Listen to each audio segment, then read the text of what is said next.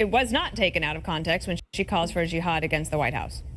Well, I mean, it clearly wasn't taken out of context. Everybody I know who posted this story posted the entire video as well as a large portion of the transcript from what she said. I don't think anybody is claiming that she openly called for violence against President Trump, but jihad means more than just internal struggle or quote-unquote struggle for good. I mean, we all know that there are terrorists all over the world who invoke the word jihad as justification for what they do. And Linda Sarsour knows that, too. I mean, she knows how to make a headline. She is a radical anti-Semite who has backed terrorists in the past. She's a person who has said that I am her smearing her. Don't smear a woman who's not here to She's not being smeared, okay? She's just telling the truth. You'll get a chance in a moment. Proudly standing for justice. Don't smear a woman She's not proudly standing for justice. She's an Islamist and she's a Muslim. I'll talk about CARE instead. CARE is an organization that was an unindicted co-conspirator in the Holy Land Right, Foundation. shift the topic, exactly. Never indicted. Don't try to drown out the conversation. Let's talk about what jihad means. Jihad means striving for truth. Let me ask you, Hassan, exactly what she's doing. let me ask If you you want to something. talk about context, let's talk about the full context. Yes, go ahead and ask me. Okay, this is what I want to ask the fact you. that she began this speech by praising a guy who has in the past talked about how jihad includes violent jihad. Yes, she started explain her speech that, with guy. that. So let's Explain not pretend that you can just, you're the one taking this one line This out guy's of an context and Islamist, suggesting okay? that it only refers Well, to I some encourage sort of everybody just to listen to the version of speech for jihad. We herself. listened to the speech. In your opinion, is socialism a good thing or a bad thing? I mean, I think people kind of throw that word around to try to scare you. But Scare if you? helping people is socialism, then It's I'm all for it. socially. Let's all live socially together. I think it's In a the good future, idea. not now. Socialism as a concept, As he's holding as his a iPad philosophy and his is Starbucks good. drink. I think that it's got a bad rep. Trying to spread the wealth is definitely a good thing in America. Sure, why not when you don't have There's a lot any? of things with social welfare that I think would be good to have. Do you have a positive reaction to socialism or a negative one? I'd say a more positive one. I'm Positive? definitely more open to it. But we should have a standard of living for all people. All people, man. Standard of living. All people. By default, that should just be Just available. to be If we did available. it democratically, then we could really incorporate socialism. Like, Wow. it definitely seems Democratic like a more socialism. feasible option, and it could Oh, help yeah. more people. Like, just as Sure. a broad term, it could help Like more the 100 people. million that How were would you killed in define 100 socialism? years. I mean, honestly, that definition gets thrown around a lot. Mm-hmm. I'm not exactly sure. How would you No, view I'm what just an socialism idiot. is, though?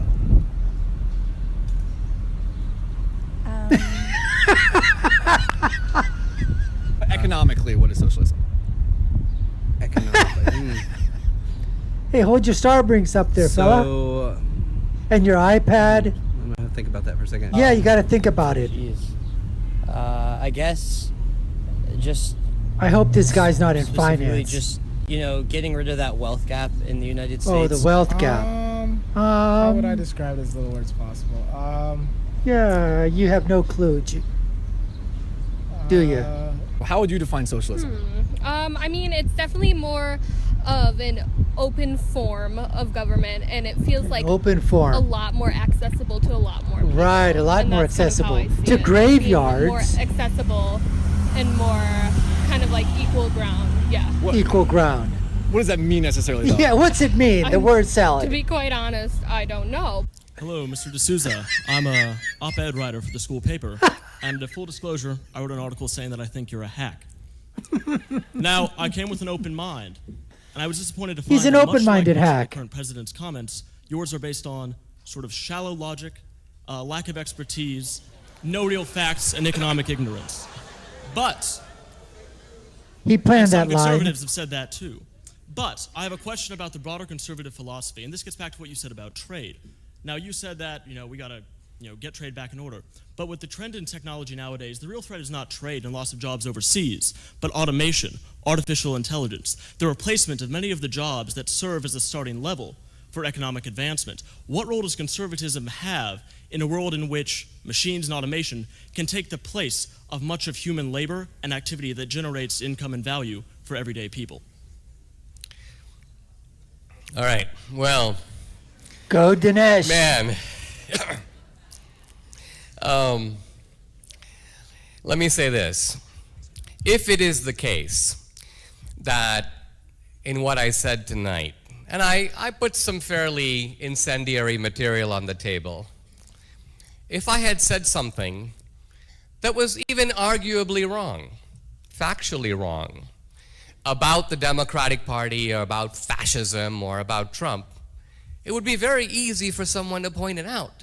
So normally, if you're going to call someone a hack, you should kind of try to establish your own bona fides. You know, way to go, Dinesh! Your own bona fides. There you go. It's The guy okay. picked it. It's okay. Your own bona fides. That's right. There you go. It's okay. Check and mate. Check and mate Dinesh D'Souza. Look, a certain amount of moral indignation is the staple of being a late teen. And so I think we should be indulgent. Now, technology. Look, here's the point. We have seen in the United States the ordinary working guy, I don't just mean the white guy, the black guy, the Hispanic guy, the working class in this country has been hit by 3 powerful winds blowing in the same direction. And those winds are named globalization, immigration, and technology. Now, get for what short. does the Democratic Party plan to do about any of these? Just talk about And it. the Nothing answer else. is nothing. There you nothing. go. Obama did nothing. Hillary right. proposed to do nothing. In fact, what the Democratic Party wants to do is to increase the problem of illegal immigration, motivated solely by getting Democratic voters, with complete indifference to the impact on the worker. They've got to replace the black voters. Tonight you have presented the Republican Party as advocating on behalf of individual liberties, even if that means deregulation so that there could be a smaller government and essentially people can have... Here comes a white liberal, folks, the elitist social Despite the justice fact that warrior, that might undermine the Clean Water virtue Act signaling and student. companies to pollute the waters with toxic waste with no repercussions. However, my question to you is, how can you explain the deregulation that the Republican Party supports for smaller government and simultaneously the hundreds, if not thousands, of bills passed by Republican officials since 2011 that have policed the woman's body and limited female access to contraceptives and Abortion. They're the abortion question. The abortion. All right. Abortion contortion. Where do you begin, Somewhat Dinesh? like the mosquito in the nudist colony, I'm trying to figure out where to begin. There you go. There you go. Well, all right. Why don't you start right between the eyes? I'll say a very quick word about abortion, a very quick word about deregulation. Abortion first. We talk about birth control and abortion. Let's set aside for one moment the debate about whether or not abortion is a constitutional right. I would submit that it is not. You can read the Constitution, squeeze lemon juice on it, hold it upside down, it's just not in there. But let's assume it was. Let's assume it was sort of invisibly there as part of the Bill of Rights. Right up there with free speech and right up there with the right to religion and the right to assembly and so on. Here's my question to you. Why should the abortion right be subsidized when none of our other fundamental rights are? Bravo, bravo, bravo. I mean, you have a right to free speech. Does the government give you money to start a newspaper? You have a Second Amendment right to own a gun. Is the government going to buy you a shotgun? Hell you have a right no. to free assembly. You got to do it on your own time. You have a right to free exercise of religion. The government's not going to pay for your churches. Never. So, since the government pays for none of our other fundamental rights, why does this right get to be in a category of itself? Yes, That's my why? point number one. Pivoting to point number two. No corporation that pollutes the water should be allowed to do that because that is an actual infringement upon the common good. In other words, that is actually doing harm to the public. This is completely different from the real point of deregulation. The real point of deregulation is to create a scope in which individuals can transact freely. Now, let me give you an example of what I mean. We have a right to health care, and presumably we have an equivalent right to food, right? To eat. What could be more basic than the right to food? Now let's assume that the government establishes not Obamacare, because that's healthcare, but an Obama right to food. And the basic idea here is that when you go to the grocery store, you get food, and somebody else will pay.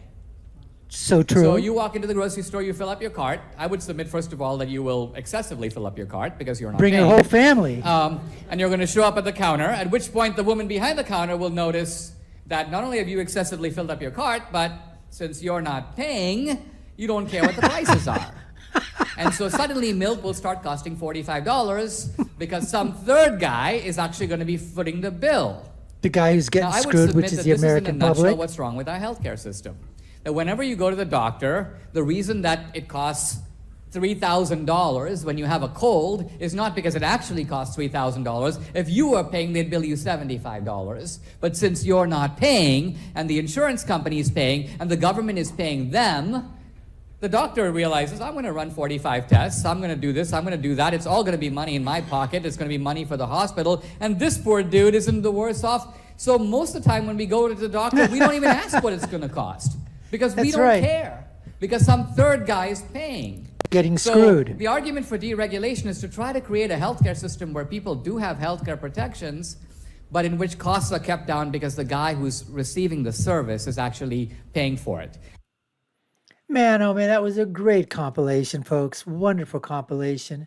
And Dinesh D'Souza, man, on fire. Took two nice combinations, right? The old left-right to that guy. Literally within seconds. Got him on the bona fides and then got him on the temper tantrum. Amazingly clever, amazingly witty, right off the cuff. And then went into, his diatribe, basically. And then when the girl's asking the questions, again, just concise, precise, basically said, what if I gave it to you and said, okay, it is a constitutional right. Why should that be paid for? Why should that be subsidized? Absolutely correct.